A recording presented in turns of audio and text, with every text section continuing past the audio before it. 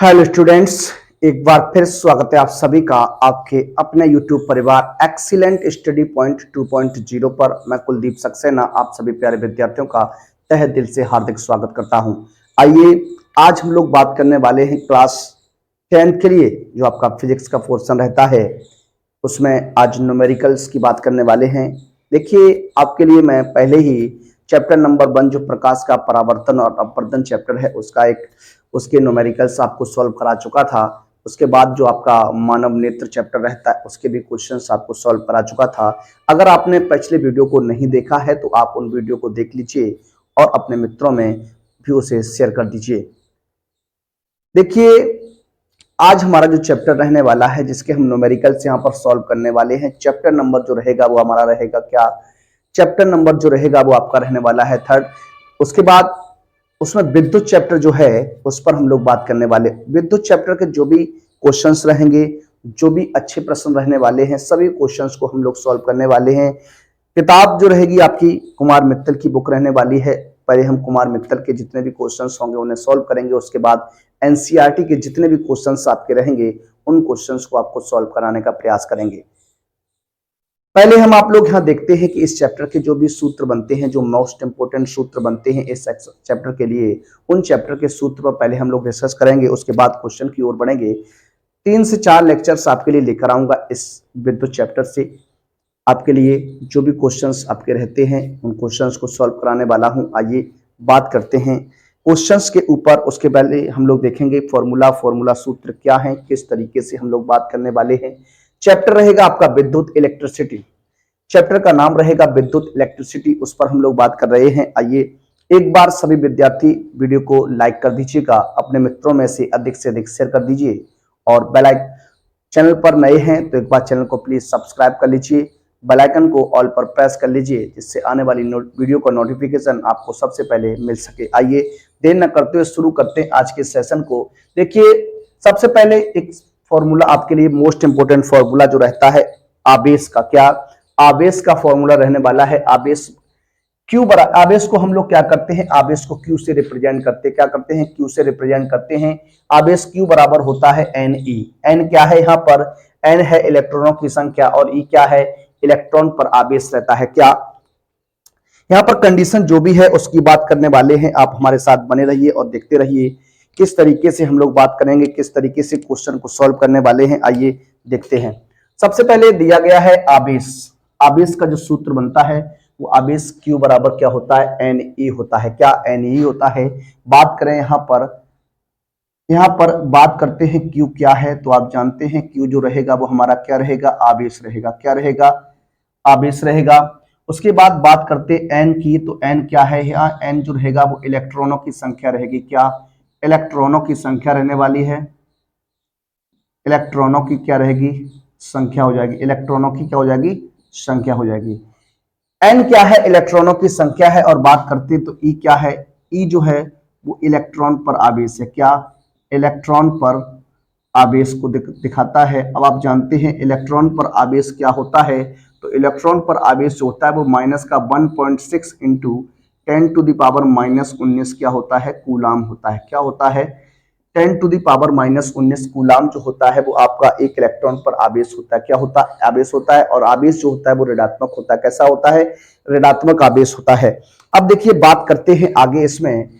अब अगर बात करें आवेश की मात्रक की, तो देखिए बात कर लेते हैं यहाँ पर हम लोग। क्या आवेश का जो मात्रक होता है, आवेश का मात्रक, तो आवेश का जो मात्रक हो जाएगा वो आप जानते हैं आवेश का मात्रक जो होता है वो कूलाम होता है। क्या होता है, कूलाम होता है। आवेश का जो मात्रक है वो क्या होता है, कूलाम होता है। क्या होता है, कूलाम जो होता है वो आपका आवेश का मात्रक होता है। क्या कूलाम, क्या होता है, कूलाम का जो मात्रक होता है वो, सॉरी, आवेश का जो मात्रक होता है वो क्या होता है, कूलाम होता है। क्या होता है, कूलाम होता है। अगर बात करें आवेश की, तो आवेश जो है वो एक क्या है, कैसी राशि है। आवेश जो है वो आपकी कैसी राशि है, तो बता सकते हैं आवेश जो है वो आपकी एक सदिश राशि है। क्या है, सदिश राशि है। क्या, सॉरी, आवेश जो बनेगा वो आपका एक अदिश राशि होगी। क्या, आवेश एक अदिश राशि है। कैसी राशि है, अदिश राशि है। याद रखिएगा क्वेश्चन आपका एक नंबर में पूछा जा सकता है कि क्या आवेश एक कैसी राशि है, तो आपको याद रखना है आवेश जो होती है वो आपकी एक अदिश राशि होती है। आवेश का जो मात्रक होता है वो आपका कूलाम होता है। क्या होता है? कूलाम होता है। कुछ पॉइंट आवेश से संबंधित हैं, आपको मैंने बताए, इन्हें आपको याद रखना है। अब हम लोग बात करते हैं अगले पॉइंट पर। अगला जो पॉइंट हमारा रहेगा पॉइंट नंबर 2 है, लिखा हुआ है विद्युत धारा। क्या? विद्युत धारा। तो देखिए यहां पर एक कंडीशन आपके सामने और बताने वाला हूं। क्या? एक कूलाम आवेश। देखिए बात करें अगर एक कूलाम आवेश की, तो यहां पर देखिए बात करते हैं क्या, इस पॉइंट को आपको याद रखना है। एक कूलाम आवेश, एक कूलाम आवेश कितने के बराबर होता है? तो एक कूलाम आवेश की अगर बात करें तो ये होता है 6.25। क्या? 6.25 गुणा 10⁻18 कूलाम के। क्या? 6.25 गुणा 10⁻18 कूलाम के बराबर होता है। सॉरी, 6.25 गुणा 10⁻18 इलेक्ट्रॉन। क्या? इलेक्ट्रॉन के बराबर होगा या किसके बराबर होगा? इलेक्ट्रॉन के बराबर होगा। किसके बराबर होगा? इलेक्ट्रॉन के बराबर होगा। तो इस तरीके से हम बात करते हैं 6.25 इंटू 10⁻18 इलेक्ट्रॉन के बराबर जो होता है वो हमारा क्या होता है? एक कूलाम आवेश कहलाता है। ये कुछ पॉइंट्स थे आपके आवेश से संबंधित। यहां से एक क्वेश्चन आपके एग्जाम में बनने के प्रबल चांस रहते हैं, चाहे वो आपका OMR बेस्ड क्वेश्चन में ही क्यों ना पूछते। तो आपको याद रखना है कूलाम आवेश से संबंधित क्या बताया आपको हमने? आवेश का जो सूत्र बनता है वो Q बराबर Ne बन जाता है। क्या बन जाता है? Q बराबर Ne बन जाता है। आवेश का जो मात्रक होता है वो क्या होता है? कूलाम होता है। क्या होता है? आवेश का मात्रक क्या होता है? कूलाम होता है। आवेश एक अदिश राशि है। क्या है? आवेश एक अदिश राशि है। इसे आपको याद रखना है कि आवेश कैसी राशि है, तो आप बताएंगे आवेश जो है वो एक अदिश राशि है। आगे यहाँ पर Q जो है वो आवेश को रिप्रेजेंट करता है, N जो है इलेक्ट्रॉनों की संख्या को रिप्रेजेंट करता है, और E जो होता है वो इलेक्ट्रॉन पर आवेश को करता है। और एक इलेक्ट्रॉन बराबर जो होता है, एक इलेक्ट्रॉन बराबर होता है -1.6 इंटू 10⁻19 कूलाम के होता है। और एक कूलाम आवेश की जब बात करते हैं तो वो 6.25 गुणा 10⁻18 इलेक्ट्रॉन के बराबर होता है। ये आवेश से संबंधित कुछ आपकी बातें हो गई। अब आगे बात करने वाले हैं क्या? विद्युत धारा की। किसकी बात करने वाले हैं? विद्युत धारा की बात करते हैं। तो विद्युत धारा की बात करते हैं तो विद्युत धारा में जो होता है वो आवेश बटे समय होता है। क्या होता है? विद्युत धारा जो होती है वो आवेश बटे समय में होती है। अगर विद्युत धारा की बात करते हैं तो I बराबर Q/T हो जाता है। क्या हो जाता है? I बराबर Q/T। धारा को हम लोग, विद्युत धारा को क्या करते हैं? कैपिटल I से रिप्रेजेंट करते हैं। किससे बात करते हैं? कैपिटल I से रिप्रेजेंट करते हैं। तो ये आपका बनता है I बराबर Q/T। क्या बनता है? I बराबर Q/T बन जाता है। अब अगर बात करें यहाँ पर वही कंडीशन है, आप जानते हैं क्या, अगर बात करें Q की, तो Q क्या है आपका? आवेश हो जाएगा। क्या हो जाएगा? आवेश हो जाएगा Q। और यहाँ पर अगर बात करते हैं I की, तो I क्या हो जाएगी? विद्युत धारा हो जाएगी। क्या हो जाएगी? विद्युत धारा हो जाएगी। क्या हो जाएगी? विद्युत धारा हो जाएगी। आगे अगर बात करें T की, तो T यहाँ पर क्या हो जाएगा? तो T की बात करते हैं तो T क्या हो जाएगा आपका? समय हो जाएगा। क्या हो जाएगा? समय हो जाएगा। तो ये कुछ पॉइंट्स रहने वाले हैं। अगर देखिए यहाँ पर कुछ और बात करते हैं, जैसे यहाँ पर आप जानते हैं क्या, चूंकि Q बराबर क्या होता है? Ne होता है। क्या होता है? Q बराबर Ne होता है। तो यहाँ पर हम Q की जगह अगर Ne रखते हैं तो क्या बन जाता है? Ne बटे क्या हो जाएगा? T हो जाएगा। इस सूत्र को भी आप याद रखिएगा, ये इसी से आता है आपका, और इस तरीके से आप जानते हैं N क्या हो जाएगा? इलेक्ट्रॉनों की संख्या हो जाएगी। N क्या हो जाएगा? इलेक्ट्रॉनों की संख्या हो जाएगी। और E क्या हो जाएगा? एक इलेक्ट्रॉन पर आवेश हो जाएगा। T आपका क्या है? क्या है? समय रहने वाला है। अब देखिए यहाँ पर अगर बात करें, यहाँ पर बात करें विद्युत धारा का मात्रक। क्या? विद्युत धारा का मात्रक, विद्युत धारा का मात्रक, जो विद्युत धारा का मात्रक होता है वो आप जानते हैं क्या होता है? एम्पियर होता है। क्या होता है? एम्पियर होता है। क्या होता है? एम्पियर होता है। इसे हम शॉर्ट में कैपिटल A से भी लिख देते हैं। क्या? विद्युत धारा का जो मात्रक होता है वो आपका क्या होता है? एम्पियर होता है। इसे हम लोग शॉर्ट में क्या लिखते हैं? कैपिटल A से लिखते हैं। अब अगर बात करें विद्युत धारा जो है, विद्युत धारा की बात करें तो विद्युत धारा भी एक क्या है? एक अदिश राशि है। कैसी राशि है? एक अदिश राशि है। इसे भी आपको याद रखना चाहिए। क्या है? एक अदिश राशि है। विद्युत धारा भी क्या है? एक अदिश राशि है। इसे भी आपको याद रखना चाहिए। तो देखिए ये कुछ आपसे आवेश से संबंधित पॉइंट थे, ये कुछ आपके विद्युत धारा से संबंधित पॉइंट हुए। अब हम बात करते हैं अपने अगले पॉइंट पर। अगला जो हमारा पॉइंट बनने वाला है विद्युत विभव, या इसे हम विभवांतर कहते हैं। विद्युत विभव को ही हम लोग क्या कहते हैं, विभवांतर कहते हैं। और विद्युत विभव का जो सूत्र होता है वो कार्य बटे समय होता है। क्या होता है, कार्य बटे समय होता है। तो आइए देखते हैं इसे, आगे इस पर बात करते हैं। तो विद्युत विभव बराबर जो होता है वो कार्य बटे समय होता है, यानी V बराबर W अपॉन Q होता है। V बराबर W अपॉन Q होता है। V क्या है यहाँ पर आप देख लीजिए एक बार। V जो हो जाएगा UV, क्या UV, जहां पर बात करने वाले हैं, जहां V जो हो जाएगा वो आपका क्या हो जाएगा, विभव हो जाएगा। क्या हो जाएगा, विद्युत विभव हो जाएगा, या इसी को हम लोग क्या कहते हैं, विभवांतर कहते हैं। क्या कहते हैं, विभवांतर कहते हैं। आगे बात करें तो ये W क्या है, यहाँ पर W आपका क्या हो जाएगा, कार्य हो जाएगा। क्या हो जाएगा, कार्य हो जाएगा। और Q तो आप जानते ही क्या है, यहाँ पर आवेश है। क्या है, आवेश है। V विद्युत विभव हो जाएगा या विद्युत विभवांतर हो जाएगा। W क्या हो जाएगा, कार्य हो जाएगा। Q क्या हो जाएगा, आवेश हो जाएगा। क्या हो जाएगा, आवेश हो जाएगा। अब यहाँ पर बात करते हैं विद्युत विभव का मात्रक क्या होता है। क्या, विद्युत विभव का मात्रक, क्या, विद्युत विभव का मात्रक, जो विद्युत विभव है उसका मात्रक क्या हो जाएगा। तो विद्युत विभव का जो मात्रक बनता है वो आपका क्या बनता है, तो विद्युत विभव का जो मात्रक आपका हो जाता है वो आप जानते हैं क्या, जूल प्रति कूलाम हो जाता है। क्या, जूल प्रति कूलाम जो होता है वो हमारा क्या हो जाता है, मात्रक हो जाता है। क्या, जूल प्रति कूलाम, जूल प्रति कूलाम। इसी को हम लोग क्या कह देते हैं, वोल्ट कह देते हैं। क्या कह देते हैं, वोल्ट कह देते हैं। जूल प्रति कूलाम कहें या फिर इसे हम वोल्ट कहें, दोनों बातें आपकी सेम रहने वाली हैं। विद्युत विभव का जो मात्रक होता है वो जूल प्रति कूलाम या फिर क्या होता है, वोल्ट होता है। क्या होता है, वोल्ट होता है। इस तरीके से इसे आपको क्या करना चाहिए, याद रखना चाहिए। क्या रखना चाहिए, याद रखना चाहिए।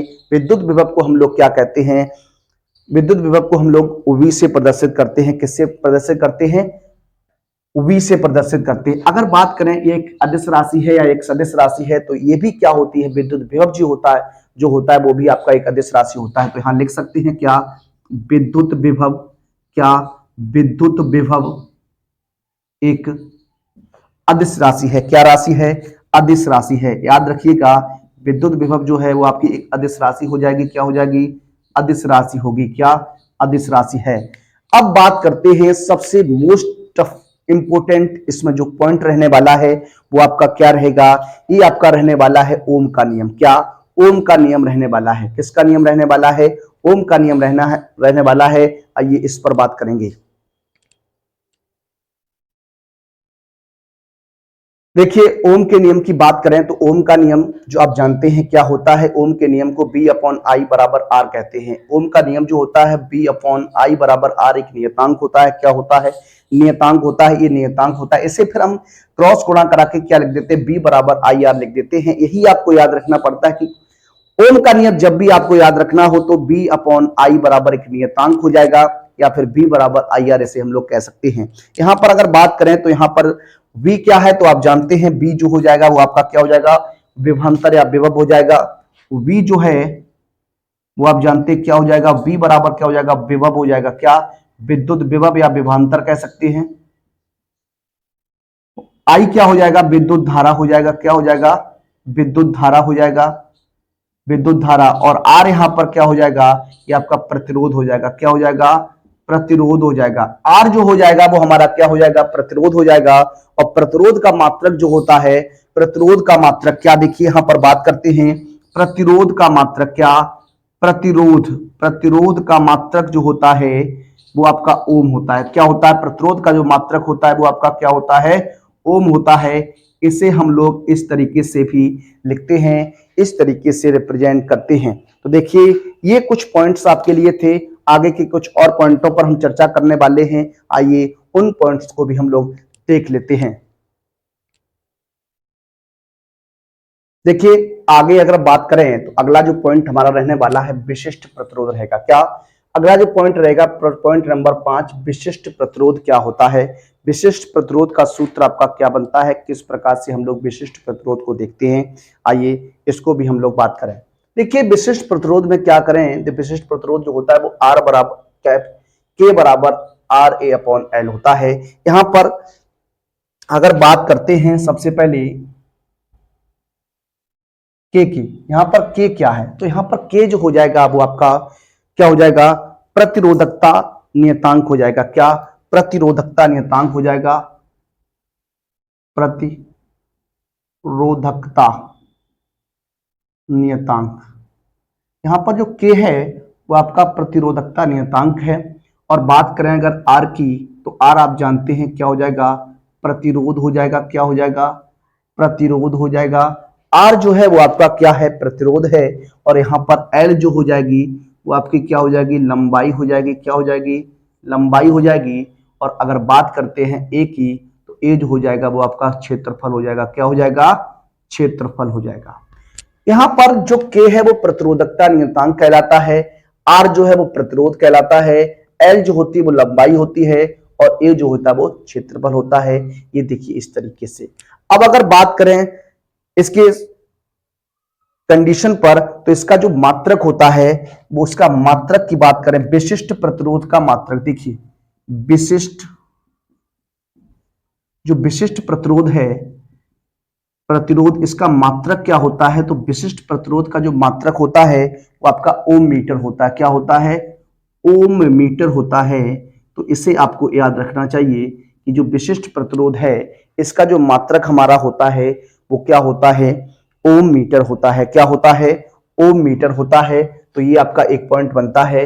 इसके बाद वाला जो पॉइंट है आंतरिक प्रतिरोध से संबंधित, इसकी जरा बात करते हैं। आंतरिक प्रतिरोध जो होता है वो आई बराबर E upon R, capital R plus small r है। आई बराबर capital E upon capital R plus E small r, ये आपका क्या होता है, आंतरिक प्रतिरोध होता है। देखिए अगर बात करें यहां पर आई क्या है, तो बात करिएगा यहां पर आई की, तो आई जो यहां पर हो जाएगा सेल में प्रवाहित धारा है। क्या, सेल जो है हमारा उसमें प्रवाहित धारा हो जाएगी। सेल में प्रवाहित धारा का मान है आई जो है वो क्या है, सेल में प्रवाहित धारा है। क्या है, सेल में प्रवाहित धारा है। आगे बात करते हैं तो ई क्या है, यहां पर ई जो हो जाएगा, ई जो हो जाएगा वो सेल में प्रवाहित, सेल का विद्युत वाहक बल हो जाएगा। ई क्या हो जाएगा, सेल का विद्युत वाहक बल हो जाएगा। विद्युत वाहक बल हो जाएगा। ई जो होता है वो विद्युत वाहक बल होता है। क्या होता है, विद्युत वाहक बल होता है। अब बात करते हैं आर की, तो आर यहां पर क्या हो जाएगा, सेल का प्रतिरोध हो जाएगा। सेल का जो प्रतिरोध हो जाएगा, सेल का प्रतिरोध, देखिए दो यहां पर आर हैं, तो एक कैपिटल आर को हम लोग क्या कहेंगे, सेल का बाह्य प्रतिरोध कहने वाले हैं। क्या, बाह्य प्रतिरोध हो जाएगा। क्या हो जाएगा, बाह्य प्रतिरोध हो जाएगा। स्मॉल आर जो हो जाएगा वो सेल का आंतरिक प्रतिरोध हो जाएगा। सेल का आंतरिक प्रतिरोध जो कहलाता है वो स्मॉल आर कहलाता है। क्या कहलाता है, स्मॉल आर कहलाता है। तो इस तरीके से एक कंडीशन आपकी बनती है। सेल के आंतरिक प्रतिरोध को हम लोग क्या करते हैं, स्मॉल आर से रिप्रेजेंट करते हैं। किससे करते हैं, स्मॉल आर से रिप्रेजेंट करते हैं। तो इस तरीके से हम लोग बात करते हैं, इस तरीके से हमारा ये निकल कर आता है। आगे अगर हम लोग बात करें तो अगला जो पॉइंट रहने वाला है, मोस्ट इंपोर्टेंट पॉइंट होता है, क्वेश्चन जो है वो आपका इसी पॉइंट से बनता है। ये जो पॉइंट रहने वाला है, इस पॉइंट से ही आपका क्वेश्चन एग्जाम में पूछा जाता है। पॉइंट क्या है, जब आपके प्रतिरोध जो होते हैं, एक से अधिक प्रतिरोध की बात करें, 2, 3, 4, 5 जो भी प्रतिरोध आपके हों, और आपसे कहे कि तीन सभी प्रतिरोध जो है वो आपके किस में जुड़े हुए हैं, श्रेणी क्रम में जुड़े हुए हैं। किस में जुड़े हुए हैं, श्रेणी क्रम में जुड़े हुए हैं। तो आपको तुल्य प्रतिरोध बताना है कि उनका तुल्य प्रतिरोध क्या होता है। तो देखिए इसका तुल्य प्रतिरोध जो बनता है, कैपिटल आर बराबर R1 plus R2 plus R3 dot dot dot, इस प्रकार से हम लोग क्या करते हैं, जब सर श्रेणी क्रम की बात आती है, क्वेश्चन में आपसे कहा जाता है कि दिए गए प्रतिरोध जो हैं वो आपके श्रेणी क्रम में जुड़े हैं, तो इन सभी का तुल्य प्रतिरोध क्या होगा। तो इस तरीके से हम लोग बात करते हैं। इसमें आपको कुछ पॉइंट याद रखने चाहिए। पॉइंट नंबर 1 की बात करते हैं, क्या करते हैं, पॉइंट नंबर 1 की बात अगर करें तो श्रेणी क्रम में जुड़े प्रतिरोध में धारा का मान समान रहता है। क्या रहता है? समान रहता है। अगर प्रतिरोध जो है वो आपके श्रेणी क्रम में जुड़े गए हैं तो धारा का जो मान होता है प्रत्येक प्रतिरोध के लिए समान होता है। क्या होता है? समान होता है। प्रत्येक प्रतिरोध के लिए धारा का मान कैसा होता है? समान होता है। इसमें सेकंड पॉइंट की अगर बात करें तो श्रेणी क्रम में जुड़ी, देखिए इसी में हम अगर बात करना चाहें का श्रेणी क्रम में प्रतिरोध जुड़े हैं तो विभवांतर जो होता है, जो विभवांतर बनता है, विभवांतर का मान प्रत्येक प्रतिरोध के लिए, प्रत्येक प्रतिरोध के लिए अलग अलग होता है। क्या? अलग अलग होता है, यानी समान नहीं होता है। कैसा? अलग अलग होता है, समान नहीं होता है। ये आपको याद में रखना चाहिए। याद रखिए, श्रेणी क्रम में जुड़े प्रतिरोधों का तुल्य प्रतिरोध जानना हो तो क्या करते हैं? सभी प्रतिरोधों को ऐड कर लेते हैं। क्या करते हैं? सभी प्रतिरोधों को ऐड कर लेते हैं। याद क्या रखना है? श्रेणी क्रम में जो जुड़े प्रतिरोध होते हैं उनमें प्रत्येक प्रतिरोध में धारा का जो मान होता है वो हमारा क्या होता है? समान होता है। और विभवांतर का मान जो होता है प्रत्येक प्रतिरोध के लिए अलग अलग होता है। अब बात अगर करें श्रेणी क्रम में जो प्रतिरोध जुड़े होते हैं उन्हें किस प्रकार से देखा जाता है, किस प्रकार से आप जान सकते हैं कि ये प्रतिरोध जो है वो आपके श्रेणी क्रम में जुड़े हैं या फिर समांतर क्रम में जुड़े हैं। तो आपको याद रखना चाहिए क्या? जैसे 3 प्रतिरोध मैं लेता हूं, 3 प्रतिरोध आपके लिए, तो उसमें देखिएगा पहले प्रतिरोध का जो दूसरा सिरा है, पहले प्रतिरोध का जो दूसरा सिरा है दूसरे प्रतिरोध के पहले सिरे से जुड़ा होना चाहिए। पहले प्रतिरोध का दूसरा सिरा और दूसरे प्रतिरोध का पहला सिरा आपस में जुड़ा होना चाहिए और दूसरे प्रतिरोध का दूसरा सिरा तीसरे प्रतिरोध के अगर पहले सिरे से जुड़ा हुआ है तो हम कह सकते हैं कि तीनों प्रतिरोध जो है वो आपके श्रेणी क्रम में जुड़े हुए हैं। याद रखने का बस यही एक प्रोसेस है। पहले प्रतिरोध का दूसरा सिरा जो होता है वो दूसरे प्रतिरोध के पहले सिरे से अगर जुड़ा हुआ है तो वो दोनों के दोनों प्रतिरोध जो है वो हमारे किस में जुड़े हुए हैं? श्रेणी क्रम में जुड़े हुए हैं। और उनका तुल्य प्रतिरोध जो बनता है R बराबर R1 plus R2 plus R3 बनता है। इस तरीके से आपको याद रखना चाहिए। इसके बाद कंडीशन आपको 2 याद रखनी है, इस तरीके से आप उसे समझ सकते हैं। अगला जो पॉइंट हमारा रहने वाला है, पॉइंट जो रहेगा वो रहेगा समांतर क्रम में जुड़े प्रतिरोधों का तुल्य प्रतिरोध क्या होता है। अब समांतर क्रम की अगर बात करते हैं तो समांतर क्रम में क्या होता है, किस तरीके से बात करते हैं, तो समांतर क्रम में अगर कोई प्रतिरोध जुड़े हुए हैं तो उनका तुल्य प्रतिरोध जो होता है वो क्या होता है? 1/R बराबर 1/R1 plus 1/R2 plus 1/R3। ये हमारा तुल्य प्रतिरोध का फार्मूला होता है, तुल्य प्रतिरोध का सूत्र होता है।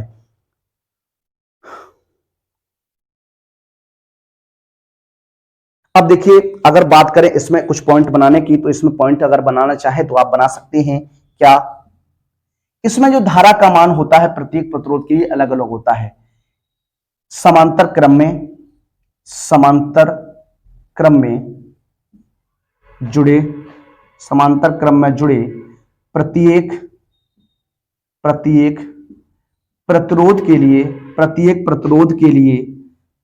प्रतिरोध के लिए धारा का मान अलग अलग होता है। ये आपको याद रखना चाहिए, ध्यान में रखना चाहिए। और इसमें विभवांतर जो होता है वो आपका समान होता है। क्या? विभवांतर समान होता है, विभवांतर समान होता है। प्रत्येक प्रतिरोध के लिए विभवांतर जो होता है वो आपका समान होता है। तो इस तरीके से कुछ पॉइंट्स आपके लिए थे। इसके बाद भी अगर कुछ पॉइंट्स आपके बनते हैं, जैसे बात करें अगर हम आगे की, तो आगे अगला पॉइंट जो आपका बन सकता है ऊष्मा से संबंधित बन सकता है। तो कुछ पॉइंट्स और बनेंगे, उन पॉइंट्स को हम लोग अगले वीडियो में लेंगे। आज हम लोग देखने वाले हैं कुछ इस तरीके के प्रश्नों को। आइए अब हम बात करते हैं न्यूमेरिकल्स पर। न्यूमेरिकल्स को देखेंगे, क्वेश्चंस को लगाने का प्रयास करेंगे। आइए देखते हैं। देखिए, अब हम लोग बात करेंगे न्यूमेरिकल्स पर, अंकित प्रश्न पर बात करने वाले हैं। ये विद्युत चैप्टर जो है अच्छा चैप्टर रहता है आपके एग्जाम के लिए। पहले तो बात करेंगे छोटे छोटे प्रश्नों पर हम लोग, उसके बाद इसके लॉन्ग क्वेश्चंस आएंगे, उन क्वेश्चंस को भी हम लोग देखेंगे। ये चैप्टर आपका 3 से 4 लेक्चर्स में जाने वाला है। आइए पहले क्वेश्चन की बात करते हैं। देखिए क्वेश्चन जो है वो आपको साइड में आता हुआ दिखाई देगा, आप वहां से इसे पढ़ सकते हैं, रीड कर सकते हैं। मैं भी क्वेश्चन को आपके सामने पढ़ के दिखाता हूं। पहला क्वेश्चन जो रहने वाला है, लिखा है एक तार में 2.0 एम्पियर की धारा प्रवाहित हो रही है। एक तार है, इस तार में 2.0 क्या 2.0 एम्पियर की धारा प्रवाहित हो रही है। तार से होकर 20 मिनट में कितना आवेश प्रवाहित होगा।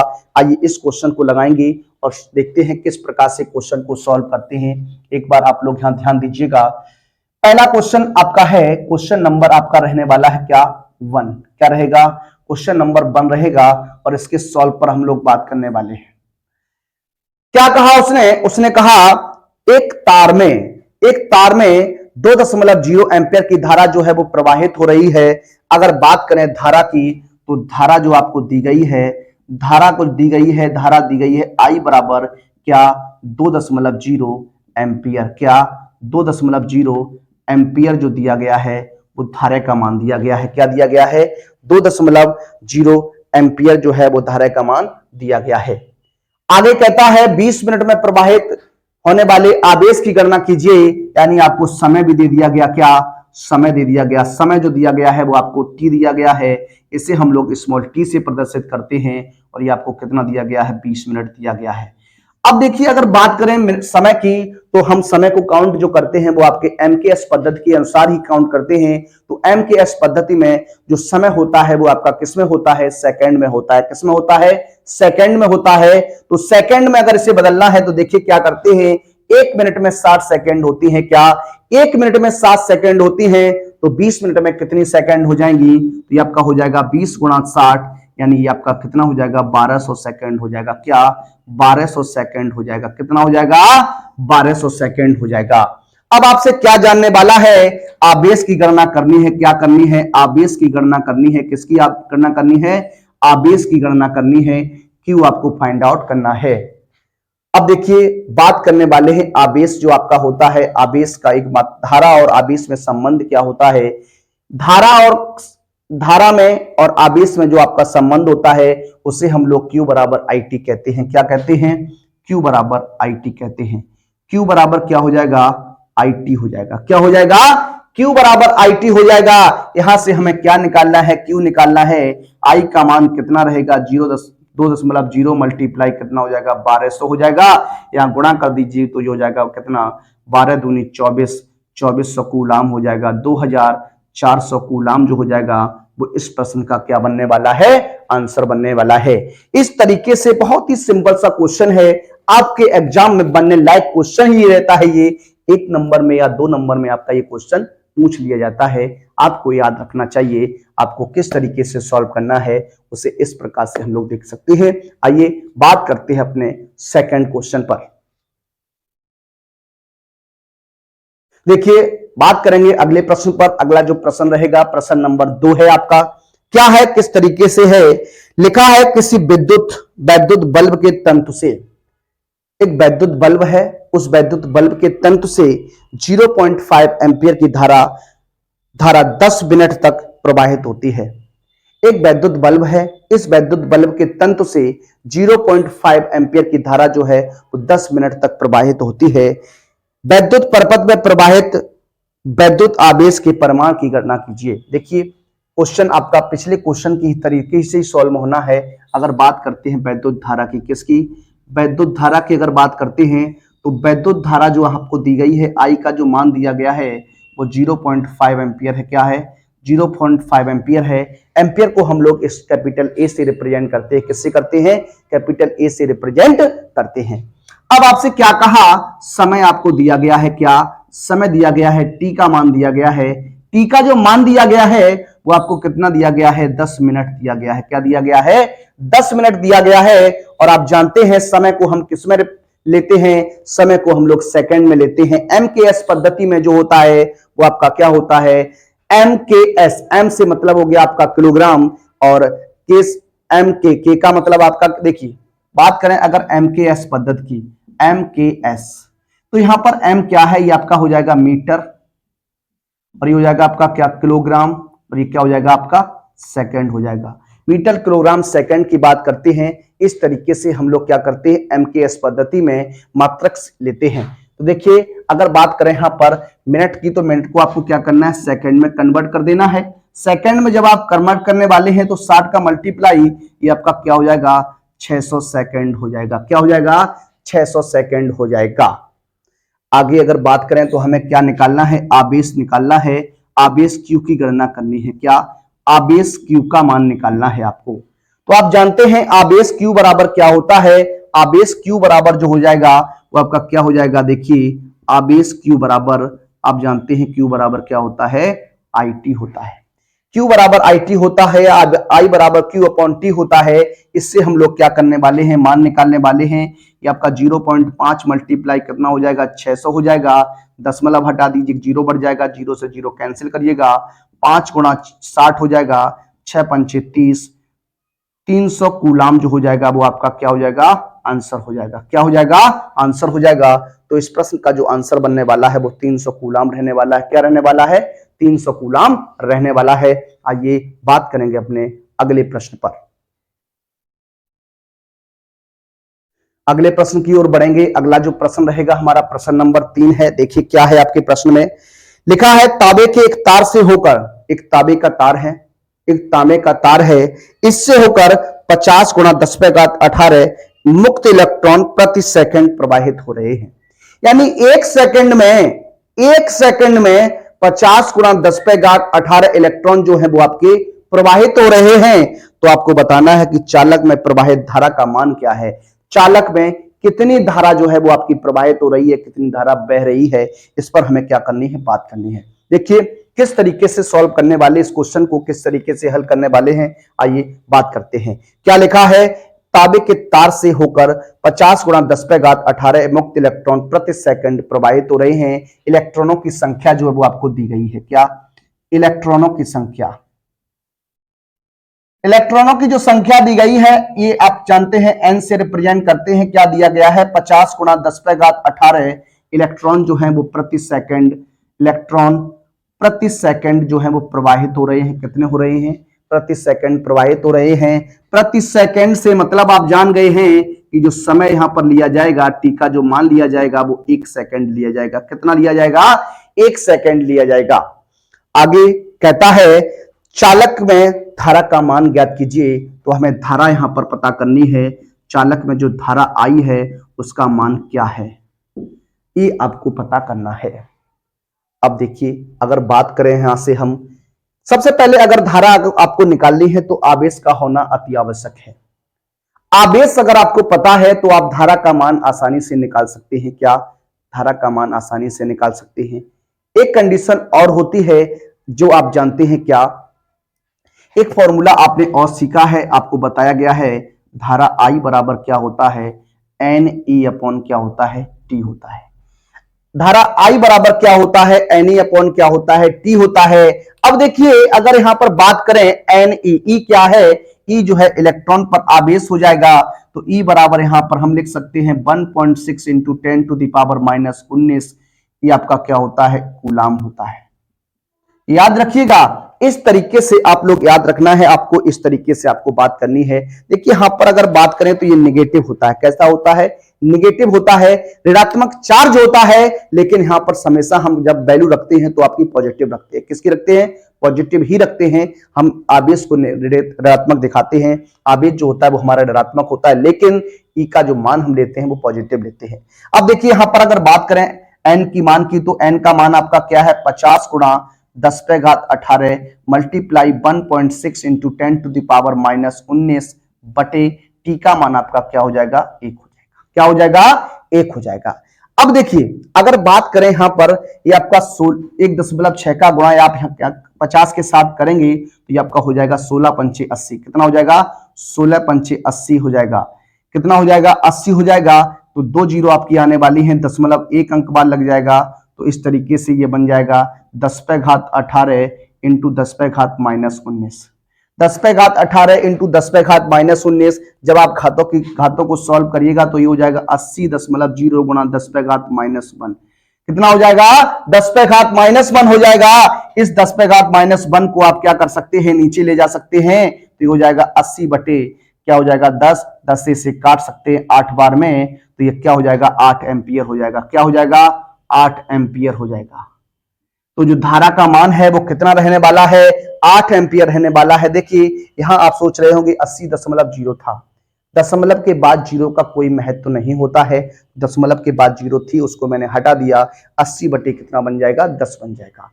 80 बटे 10 बनेगा तो आंसर आपका क्या बनने वाला है 8 एम्पियर रहेगा। क्या रहेगा 8 एम्पियर रहने वाला है। आइए बढ़ेंगे अपने अगले प्रश्न, प्रश्न नंबर 4 की ओर। देखिए बात करते अगले प्रश्न पर। अगला जो प्रश्न रहने वाला है हमारा क्वेश्चन नंबर 4 हो जाएगा। क्या क्वेश्चन नंबर 4 हो जाएगा। क्वेश्चन नंबर 4 क्या है आपका, देखिए लिखा हुआ है किसी वैद्युत चालक में 1 एम्पियर की धारा 1 मिनट तक प्रवाहित की जाती है। एक वैद्युत चालक है, उस वैद्युत चालक में 1 एम्पियर की धारा 1 मिनट तक प्रवाहित की जाती है। तो ज्ञात कीजिए नंबर फर्स्ट कुल आवेश क्या है, इसमें प्रवाहित इलेक्ट्रॉनों की संख्या क्या है। इलेक्ट्रॉनों की संख्या पता करनी है और प्रवाहित धारा का मान पता करना है। देखिए बात करेंगे क्वेश्चन को सॉल्व करने वाले हैं। सबसे पहले किस तरीके से आप बात करेंगे, किस तरीके से आप देखने वाले हैं, क्या दिया गया है उसको आप पहले लिख लीजिए। क्या कह रहा है चालक में 1 एम्पियर की धारा, 1 एम्पियर की धारा यानी धारा का जो मान दिया गया है वो आपको आई बराबर दिया गया कितना 1 एम्पियर दिया गया है। कितना दिया गया है 1 एम्पियर दिया गया है। और समय जो दिया गया है आपको, समय टी का मान जो दिया गया है वो आपको 1 मिनट दिया गया है। कितना दिया गया है 1 मिनट दिया गया है। और आप जानते हैं 1 मिनट किसके बराबर होता है 60 सेकंड के बराबर होता है। किसके बराबर होता है 60 सेकंड के बराबर होता है। इस 60 सेकंड की बात करते हैं। अब देखिए आगे अगर हम प्रश्न को सॉल्व करें, आगे किस तरीके से देखने वाले हैं। सबसे पहले उसने क्या कहा, क्या कुल आवेश बताइए। पॉइंट फर्स्ट में उसने क्या कहा है आवेश की गणना कीजिए। तो आप जानते हैं आवेश क्या होता है, आवेश बराबर जो होता है आवेश क्यू बराबर क्या होता है, क्यू बराबर होता है आई टी। क्या होता है आई टी होता है। आवेश क्यू बराबर क्या होता है आई टी होता है। तो यहां पर मान रख दीजिए क्या हो जाएगा 1 × 60 इक्वल टू क्या हो जाएगा 60 कूलाम हो जाएगा। क्या हो जाएगा 60 कूलाम हो जाएगा। कितना हो जाएगा 60 कूलाम हो जाएगा। पहले पॉइंट में का जो आंसर बनने वाला है वो आपका 60 कूलाम हो जाएगा। क्या हो जाएगा 60 कूलाम हो जाएगा। आगे आपसे क्या कहा प्रवाहित इलेक्ट्रॉनों की संख्या निकालनी है। तो देखिए बात करते हैं सबसे पहले इलेक्ट्रॉनों की संख्या की। क्या इलेक्ट्रॉनों की संख्या की अगर बात करिएगा तो इलेक्ट्रॉनों की संख्या के लिए सूत्र जो बन जाएगा आपका Q बराबर Ne होता है। क्या होता है Q बराबर Ne होता है। देखिए Q बराबर Ne की बात करते हैं तो N बराबर क्या हो जाएगा Q अपॉन क्या हो जाएगा E हो जाएगा। Q बराबर क्या हो जाएगा सॉरी N बराबर Q अपॉन E हो जाएगा। Q का मान आपको दिया गया है कितना 60 बटे E का मान आप जानते हैं क्या होता है 1.6 गुणा 10 पे घात क्या होता है -19 होता है। अब आपको क्या करना है इस दशमलव की जो पावर है ऋणात्मक पावर ऊपर जाएगी तो आपकी पॉजिटिव हो जाएगी। हो जाएगा 60 गुणा 10 पे घात 19 बटे ये हो जाएगा 1.6 हो जाएगा। क्या हो जाएगा 1.6 हो जाएगा। देखिए सॉल्व करेंगे क्या कर सकते हैं। यहां पर आप देखिए एक दशमलव जो है इसका ये दशमलव हटा दीजिए, ऊपर आपका क्या जीरो बढ़ जाएगा। क्या हो जाएगा जीरो बढ़ जाएगा। तो क्या बनेगा ये हो जाएगा 600 गुणा 10 पे घात 19 बटे कितना हो जाएगा 16। 16 का भाग कर दीजिए। 16 का भाग करेंगे 16 × 3 = 48, 16 × 3 = 48 हो जाएगा 10 16 × 3 = 48, 16 × 3 = 48 हो गया 12 बच जाएगा। 16 × 3 = 48, 12 बचेगा 120, 16 × 6 = 96, 16 × 7 = 112 हो जाएगा। कितना बच जाएगा 8 बच जाएगा। 16 × 5 = 80 हो जाएगा। क्या 16 × 5 = 80 हो जाएगा गुणा 10 पे घात कितनी हो जाएगी 19 हो जाएगी। अब देखिए ये आपका कैंसिल किया है हमने। अब यहां पर अगर बात करें इसे और सॉल्व करना चाहें तो इसे लिख सकते हैं क्या 3.75 गुणा 10 पे घात 21 इलेक्ट्रॉन गुणा 10 पे घात 21 क्या हो जाएगा इलेक्ट्रॉन हो जाएगा। जो आंसर बनने वाला है वो 3.75। देखिए यहां पर कहीं कोई मिस्टेक हुई है। 16 × 3 = 48, 16 × 3 = 48, 3 = 120, 16 × 7 = 112। सॉरी यहां पर दशमलव आएगा। क्या यहां पर दशमलव आने वाला है तो एक जीरो बढ़ जाएगा। क्या एक जीरो बढ़ जाएगा तो ये आपकी कितनी हो जाएगी 20 हो जाएगी। तो इस तरीके से हम क्या करते हैं क्वेश्चन को हल करते हैं। आइए बात करते हैं आपसे अगले प्रश्न, प्रश्न नंबर 5 पर। देखिए बात करेंगे अपने अगले प्रश्न, प्रश्न नंबर 5 पर। प्रश्न नंबर 5 क्या है, ये क्वेश्चन कई बार एग्जाम्स में पूछा जा चुका है। इस क्वेश्चन को आपको ध्यान रखना है। लिखा हुआ है एक इलेक्ट्रॉन आवेश में इलेक्ट्रॉनों की संख्या ज्ञात कीजिए।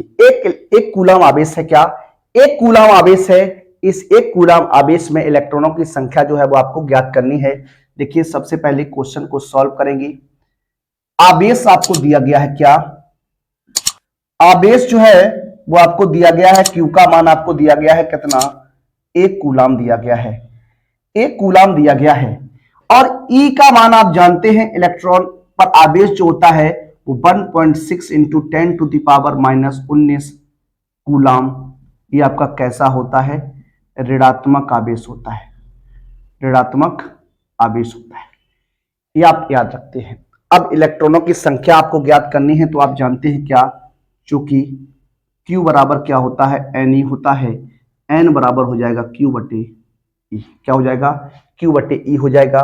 मान रख दीजिए, हो जाएगा 1/1.6 इंटू 10 टू द पावर -19। ये आपका हो जाएगा। यहां से क्या करेंगे? दशमलव हटा दीजिए और आपका एक जीरो ऊपर बढ़ जाएगा, तो n बराबर हो जाएगा 10 गुणा, ये पावर जो है आप अंश में ले जाइएगा तो प्लस की हो जाएगी, अपॉन में क्या हो जाएगा? 16 हो जाएगा। कितना हो जाएगा? 16 हो जाएगा। अब किस तरीके से आप लिख सकते हैं, ध्यान देखिए। जो 10 पे घात आपकी 19 है, इसमें से क्या करिएगा? एक 10 आप बाहर निकाल दीजिए तो हो जाएगा 10 की घात 18 अपॉन कितना? 16। हो जाएगा n बराबर 100 गुणा 10 पे घात 18 बटे कितना? 16। 16 का भाग कर दीजिए 100 में। जब आप 16 का भाग 100 में करेंगे तो देखिए 16 छिंग 96, 16 छिंग 96, 4 बचेगा। दशमलव लगाइएगा, जीरो बढ़ जाएगा, जीरो बढ़ जाएगा। 40 हो गए, 16 दूनी 32 हो जाएगा। 8 बच जाएंगे, 80 हो जाएंगे। 8 फन 40 गुणा 10 पे घात 18 इलेक्ट्रॉन। तो एक कूलम आवेश की बात करते हैं, तो एक कूलम आवेश में जो इलेक्ट्रॉनों की संख्या होती है वो होती है 6.25 गुणा 10 पे घात 18 इलेक्ट्रॉन। ये हमारा क्या होता है? आंसर होता है। इस तरीके से क्वेश्चन को हम लोग क्या करते हैं? हल करते हैं, सॉल्व करते हैं। आइए बढ़ते हैं अपने अगले प्रश्न। प्रश्न नंबर रहेगा आपका 6।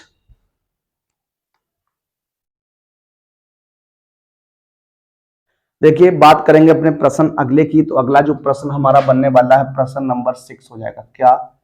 प्रश्न नंबर 6 हो जाएगा। छठा प्रश्न आपका क्या है? देखिएगा क्वेश्चन आपका क्या है, लिखा है एक वैद्युत चालक में 1.6 एम्पियर की धारा प्रवाहित हो रही है, यानी 1.6 एम्पियर की धारा बह रही है। चालक से प्रति सेकंड गुजरने वाले इलेक्ट्रॉनों की संख्या ज्ञात कीजिए। एक इलेक्ट्रॉन पर आवेश जो दिया गया है वो माइनस का 1.6 into 10 to the power -19 coulomb है। क्या दिया गया है? एक धारा दी गई है। क्या धारा दी गई है? 1.6। धारा I का मान आपको दिया गया है। धारा I बराबर 1.6 एम्पियर। क्या है? एम्पियर है। प्रति सेकंड का मतलब आपका होता है ये आपका समय, यानी समय जो दिया गया है 1 सेकंड दिया गया है। कितना दिया गया है? 1 सेकंड दिया गया है। इलेक्ट्रॉनों की संख्या आपको पता करनी है। इलेक्ट्रॉनों की क्या करनी है? संख्या जो है आपको पता करनी है। n का मान जो है वो आपको निकालना है। ठीक है ना? अब आप जानते हैं क्या? चूंकि I बराबर जो होता है वो आपका Q अपॉन क्या होता है? T होता है। इस समीकरण 1 मान लीजिए, या फिर आप जानते हैं Q बराबर क्या होता है? Ne होता है। यहां रख दीजिए तो I बराबर जो बन जाएगा वो Ne अपॉन T बन जाएगा। Ne अपॉन क्या बन जाएगा? T बन जाएगा। आपसे कह रहा है इलेक्ट्रॉनों की संख्या जो है वो हमें आपको फाइंड आउट करनी है, तो यहां से n का मान आप निकाल सकते हैं। क्रॉस गुणा कराइएगा तो हो जाएगा n बराबर I इंटू टी बटे क्या? E हो जाएगा ना? मान रख दीजिए, तो यहां पर मान रखेंगे तो I का मान क्या रहेगा? 1.6 रहेगा। T का मान 1 रहने वाला है, और E का मान जो आपको पहले ही दिया गया है -1.6 into 10 to the power -19 coulomb. अब देखिए यहां पर निगेटिव आपको दिया गया है, लेकिन जब आप प्रश्न में ई का मान लिखते हैं, ई का मान दिखाते हैं, तो यहां पर आप पॉजिटिव भी रखते हैं तो 1.6 इंटू 10 टू द पावर -19 हो जाएगा। क्या करिएगा? इस पावर को अंश में ले जाइएगा तो n का मान आएगा 1.6 इंटू 10 टू द पावर 19 हो जाएगा, और बटे में 1.6 से 1.6 एक बार में कैंसिल कर दीजिए तो n बराबर जो मान आपका आएगा 1.0 गुणा 10⁻19 इलेक्ट्रॉन। ये आपके क्या हो जाएंगे, इलेक्ट्रॉन जो है वो आपकी 1.6 इंटू 1.6 एम्पियर धारा जब बहेगी तो 1 सेकंड में जो इलेक्ट्रॉन प्रभावित होंगे वो 1 गुणा 10⁻19 इलेक्ट्रॉन जो है वो आपके रहने वाले हैं। इस तरीके से आंसर आपका बनता है। आइए अगले प्रश्न की बात करेंगे। अगला जो प्रश्न हमारा रहने वाला है प्रश्न नंबर 7 रहेगा। देखिए बात करते हैं अपने अगले प्रश्न नंबर 7 पर। क्वेश्चन नंबर 7 जो है वो आपका रहने वाला है, क्या है देखिए क्वेश्चन आपके सामने है। लिखा एक वैद्युत चालक में 4 गुणा 10⁻19 इलेक्ट्रॉन प्रति सेकंड बह रहे हैं।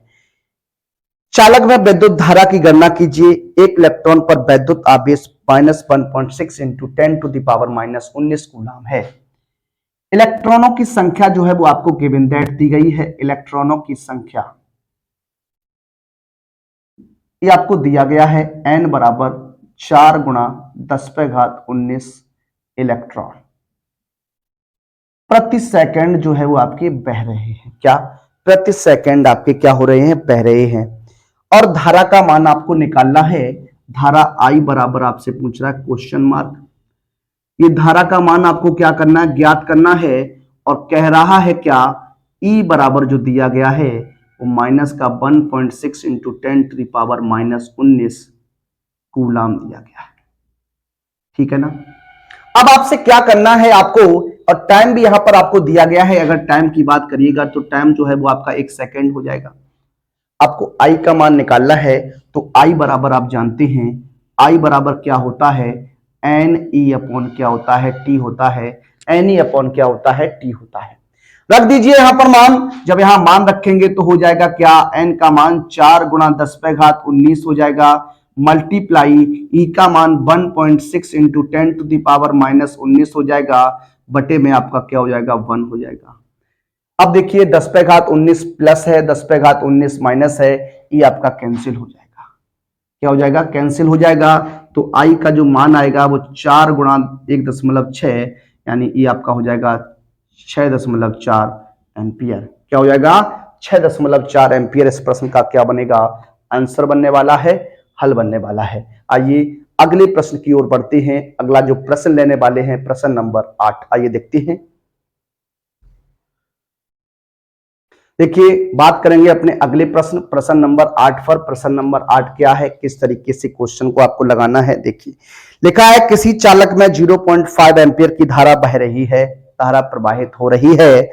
जब उसके सिरों के बीच विभवांतर 2 वोल्ट हो, चालक का प्रतिरोध ज्ञात कीजिए। देखिए अगर बात करें इसमें धारा का मान, तो धारा का मान जो दिया गया है I बराबर क्या दिया गया है आपको, धारा जो दी गई है वो 0.5 एम्पियर दी गई है। क्या दी गई है, 0.5 एम्पियर दी गई है।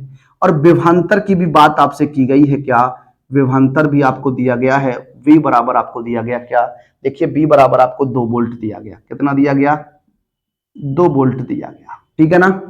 आपसे कहा प्रतिरोध की गणना करो। किसकी गणना करनी है, प्रतिरोध की गणना करनी है। प्रतिरोध R बराबर आपसे क्या कह रहा है, पूछ रहा है, निकलवाना चाह रहा है। अब देखिए अगर बात करें प्रतिरोध की तो यहां किससे बात करने वाले हैं, ओम के नियम से। अगर आप ओम के नियम से बात करने वाले हैं तो आप जानते हैं V बराबर क्या होता है, IR होता है। और अगर R आपको निकालना है तो क्या हो जाएगा, V अपॉन I हो जाएगा। क्या हो जाएगा, V अपॉन I हो जाएगा। V का मान रख दीजिए तो 2/0 पॉइंट कितना हो जाएगा, 5 हो जाएगा। दशमलव हटा दीजिए तो 0 बढ़ जाएगा। तो R बराबर हो जाएगा क्या, 20/5। 5 से काट दीजिए 4 बार में, तो R बराबर जो हो जाएगा वो 4 ओम हो जाएगा। क्या हो जाएगा, 4 ओम हो जाएगा। तो आंसर जो रहने वाला है वो आपका 4 ओम हो जाएगा। कितना हो जाएगा, 4 ओम हो जाएगा। तो इस तरीके से क्वेश्चन को हल करते हैं, सॉल्व करते हैं। आइए बढ़ते हैं अपने अगले प्रश्न नंबर 9 की ओर।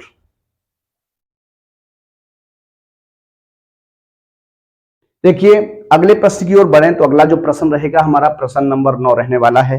क्वेश्चन आपके सामने है, लिखा है 2 ओम के 3 प्रतिरोधों को क्रम से श्रेणी क्रम एवं समांतर क्रम में जोड़ने पर उनके तुल्य प्रतिरोधों का अनुपात ज्ञात कीजिए। तुल्य प्रतिरोधों का हमें क्या करना है, अनुपात क्या करना है। पहले उन्हें श्रेणी क्रम में जोड़ना है, फिर उन्हें समांतर क्रम में जोड़कर उनके तुल्य प्रतिरोध का क्या करना है, अनुपात क्या करना है। देखिए सबसे पहले अगर बात करते हैं 2 ओम की, क्या 2 ओम के 3 प्रतिरोधों को श्रेणी क्रम में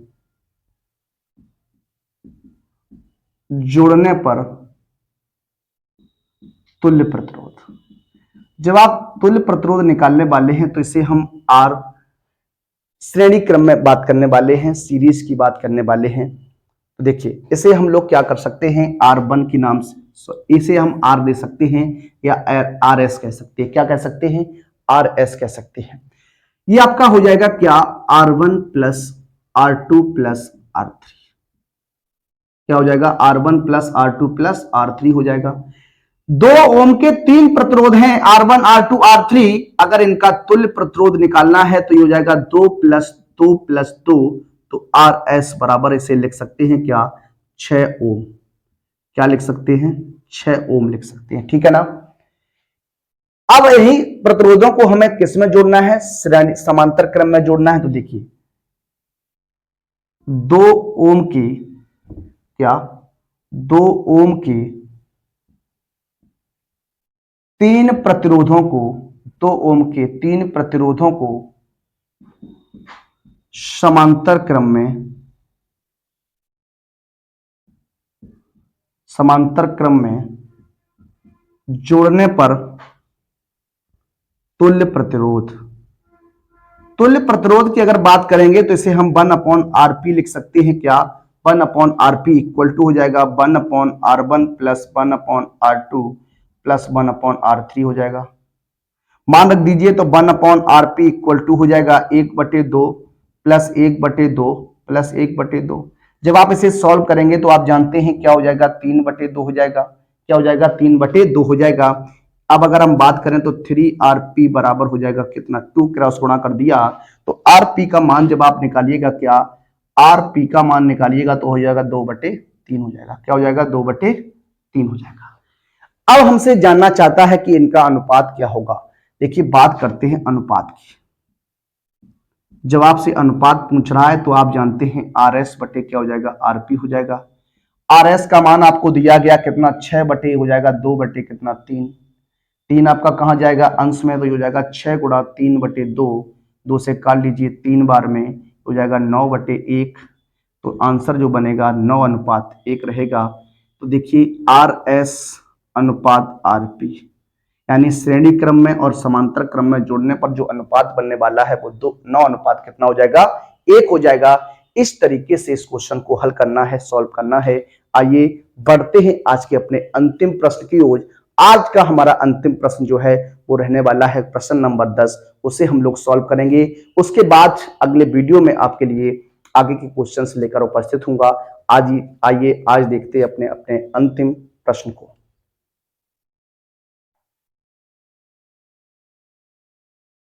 देखिए बात करते हैं अपने अंतिम प्रश्न पर। आज का हमारा अंतिम प्रश्न रहेगा प्रश्न नंबर 10। इसके बाद के क्वेश्चंस आगे अगले वीडियो में आपको देखने को मिलेंगे। लिखा है 5 ओम प्रतिरोध के तार के साथ कितने ओम प्रतिरोध का तार समांतर क्रम में जोड़ा जाए जिससे परिणामी तुल्य प्रतिरोध 4 ओम हो जाए। 4 ओम, देखिए 5 ओम प्रतिरोध के साथ एक प्रतिरोध आपको जोड़ना है। तो मान लेता हूं, क्या माना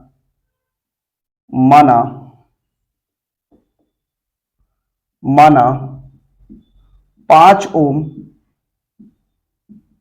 प्रतिरोध के साथ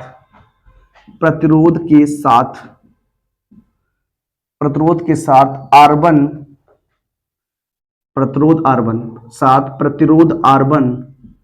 प्रतिरोध R1 को समांतर क्रम में जोड़ा जाए। समांतर क्रम में जोड़ने पर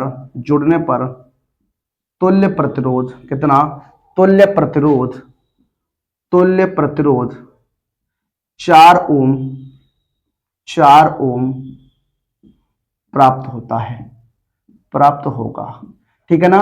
अब देखिए अगर बात करते हैं यहां से, क्योंकि आपको दिया गया है तुल्य प्रतिरोध कितना है, आपको दिया गया है, तो ये हो जाएगा आपको 1/5 प्लस 1/R1 बराबर हो जाएगा 1/4। ठीक है ना। अब देखिए 1/4 को पक्षांतर, 1/5 को पक्षांतर कर दीजिए तो हो जाएगा 1/R1 बराबर 1/4 माइनस 1/5। हो जाएगा 1/R1 बराबर एलसीएम आ जाएगा 20, 5 का 5 एकम 5, 4 एकम 4 हो जाएगा 1/R1 बराबर 1/20 हो जाएगा, क्रॉस गुणा कर दीजिए तो R1 बराबर कितना हो जाएगा 20 ओम हो जाएगा। कितना हो जाएगा 20 ओम हो जाएगा। कितना हो जाएगा 20 ओम हो जाएगा। तो 5 ओम प्रतिरोध के साथ अगर हम 20 ओम का प्रतिरोध समांतर क्रम में जोड़ते हैं तो उनका तुल्य प्रतिरोध जो हो जाएगा वो कितना हो जाएगा 4 ओम हो जाएगा। ये कुछ क्वेश्चंस थे आज के लिए आपके लिए। आगे के क्वेश्चंस जो भी रहेंगे उन्हें हम अगले वीडियो में लेकर आएंगे, आप लोगों को समझाने का प्रयास करेंगे। मिलेंगे आप सभी से अगले वीडियो में, तब तक के लिए सभी विद्यार्थियों को जय हिंद, जय भारत, वंदे मातरम।